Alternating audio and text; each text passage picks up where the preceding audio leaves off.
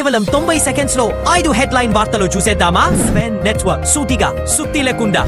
British పాలనలో దేశం నుంచి తరలిపోయిన గౌతమ్ బుద్ధుడి పవిత్ర అవశేషాలు సుమారు 127 సంవత్సరాల విరామం తర్వాత తిరిగి మాతృభూమికి చేరుకున్నాయి. ఈ శుభవార్తను స్వయంగా ప్రధానమంత్రి నరేంద్ర మోదీ బుధవారం ఎక్స్ వేదికగా దేశ ప్రజలతో పంచుకున్నారు.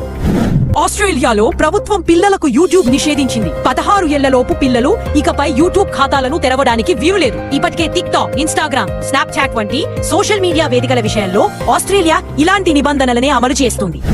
శంషాబాద్ విమానాశ్రయంలో బ్యాంకాక్ నుంచి వచ్చిన మహిళ నుంచి 400 కిలోల హైడ్రోఫోనిక్ గంజాయి స్వాధీనం చేసుకున్నారు. పట్టుబడిన హైడ్రోఫోనిక్ గంజాయి విలువ బహిరంగ మార్కెట్లో 40 కోట్ల రూపాయల వరకు ఉంటుందని అధికారులు అంచనా వేస్తున్నారు.